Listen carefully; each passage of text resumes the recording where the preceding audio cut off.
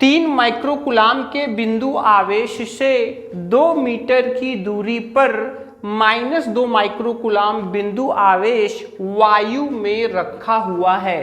तो चलिए हम लोग यहाँ पर ये दोनों ही आवेश बना ले रहे हैं और ये दोनों आवेश यहाँ पर स्थित हैं +3 माइक्रोकुलाम और यहाँ पर -2 माइक्रोकुलाम, और वायु में ये स्थित हैं इन दोनों आवेशों से 1 मीटर की दूरी पर। तो देखिए इनके बीच की दूरी कितना है, 2 मीटर। इनके बीच की दूरी कितना है, 2 मीटर। ठीक है, 2 मीटर की दूरी पर ये स्थित हैं। अब यहाँ पर ये बोला गया है कि इन दोनों आवेशों से 1 मीटर की दूरी पर। तो देखिए इधर से भी 1 मीटर, इधर से भी 1 मीटर, यहाँ एकदम बीचों बीच किस बिंदु पर, ठीक है, तो बीच के बिंदु जो मध्य बिंदु है वही होगा। ठीक है, यानी इधर से भी अब 1 मीटर की दूरी हो गई, इधर से भी 1 मीटर की दूरी हो गई, और एकदम मध्य बिंदु जो होगा वो दोनों आवेशों से कितनी दूरी पर होगा, 1 मीटर की दूरी पर होगा। तो यहाँ पर हमको वैद्युत क्षेत्र की तीव्रता तथा दिशा ज्ञात करना है। तो आपको पता है कि जब प्लस आवेश होता है तो इसमें जो विद्युत क्षेत्र होता है इसका, वो किधर होता है, इसका जो विद्युत क्षेत्र होगा वो इस तरफ होगा, इधर E1, और माइनस वाला अपनी ओर खींचता है। तो जब ये माइनस वाला अपनी ओर खींचेगा तो इसका जो विद्युत क्षेत्र होगा वो किधर होगा, इधर होगा। इसको हम लोग मान ले रहे हैं E2। हम क्या करेंगे, यहाँ पर हम E1 और E2 का मान निकालेंगे और फिर दोनों को बराबर इक्वल कर देंगे। तो यहाँ पर E2 का मान निकाल के हम प्लस कर देंगे,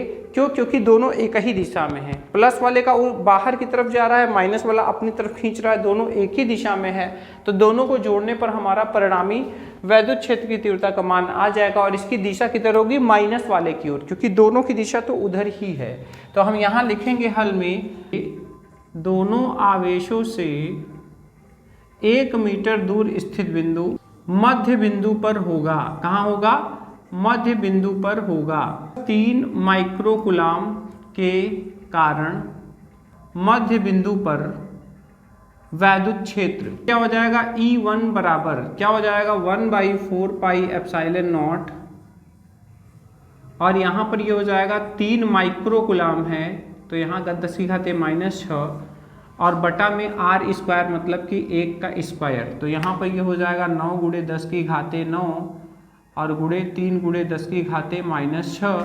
तो फाइनली यहाँ पर कितना आएगा, ये आएगा 9 त्रिक 27 × 10⁻3, जिसमें कि अगर हम एक अंक इधर लेंगे तो यहाँ पर ये 4 हो जाएगा। जैसे यहाँ पर ये कितना हो जाएगा, 2.7 × 10⁻4 न्यूटन प्रति कूलाम।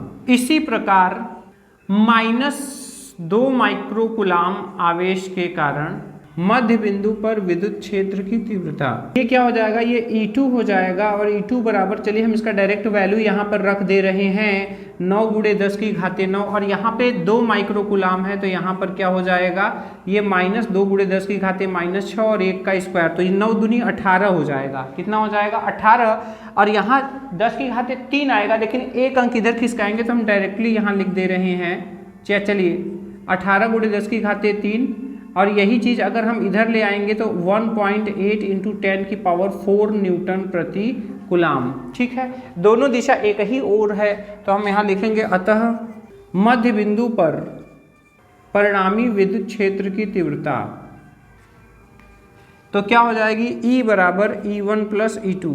तो यहाँ पर क्या हो जाएगा, यहाँ पर हम दोनों वैल्यू जोड़ देंगे, 2.7 × 10⁻4 + 1.8 × 10⁻4। तो फाइनली यहाँ पर जब हम इसको जोड़ेंगे तो यहाँ पर देखिए 2.7 में जब हम 1.8 जोड़ेंगे, 8 7 15, 2 1 3 1 4, एक अंक पर दशमलव, तो ये हो जाएगा 4.5 × 10⁻4 न्यूटन प्रति कूलाम।